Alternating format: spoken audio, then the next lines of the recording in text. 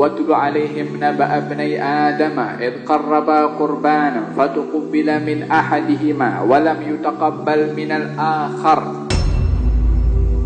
Watlu alaihim, bacakan kepada mereka wahai Rasulullah, naba'a ibnai Adam, cerita dua anak Adam.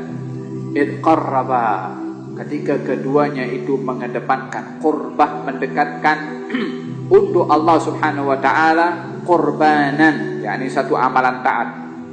Fatuqbila, lalu diterima daripada salah satu daripada keduanya, walam yutaqabbal minal akhar, dan tidak diterima daripada yang lain.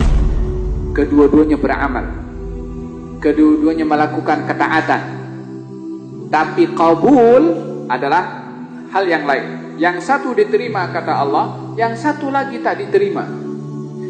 Bermakna orang tidak boleh merasa cukup dengan berbuat amal baik. Aku dah beramal. Tunggu. Anda belum tahu amal Anda diterima atau tidak oleh Allah Subhanahu wa taala. Ini anak kepada Nabi Adam, kedua-duanya beramal untuk Allah, tapi satu diterima, satu tidak. Siapa yang menjamin kepada Anda apa yang Anda buat itu diterima oleh Allah Subhanahu wa taala? Salah seorang bernama Imam Umar Al-Muhdhar mengatakan, kalau saya tahu satu tasbih, ini orang besar dia, kalau satu tasbih diterima oleh Allah, saya tahu saya akan bagi sedekah kepada orang-orang karim dengan makanan yang begitu hebat, yakni makanan yang lezat. Kalau saya boleh tahu satu tasbih itu diterima oleh Allah Subhanahu wa taala. Dan sifat orang yang beriman sentiasa akan risau tentang amalannya itu diterima atau tidak. Dan sifat orang kepada orang beriman bila mana beramal kepada Allah Subhanahu wa taala sentiasa berharap amalannya diterima oleh Allah.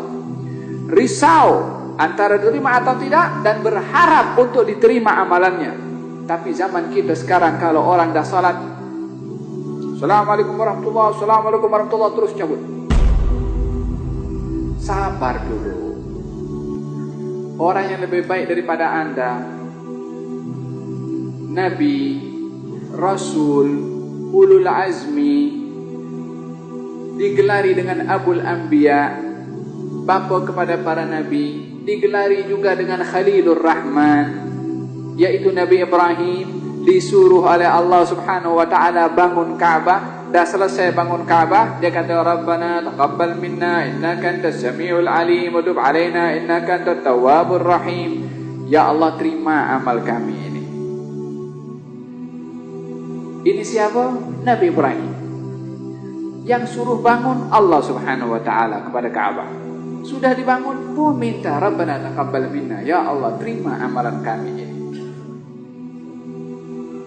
Kita pun setiap beramal kepada Allah Subhanahu wa taala minta amal kita itu diterima.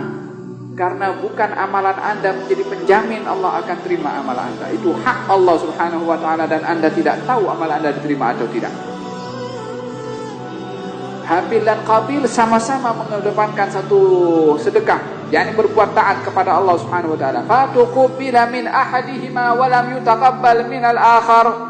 Diterima salah satu daripada amalannya, yang lain tak diterima. Beramal tak diterima. Lalu siapa? Kenapa tak diterima? Yang satu diterima, satu tidak. Innama yataqabbalullahu minal muttaqin. Yang diterima amalannya hanya orang-orang yang bertakwa. Mesti dasar ketakwa kerana Allah beramal, itu yang menjadi kunci utama amal Anda diterima oleh Allah Subhanahu wa taala.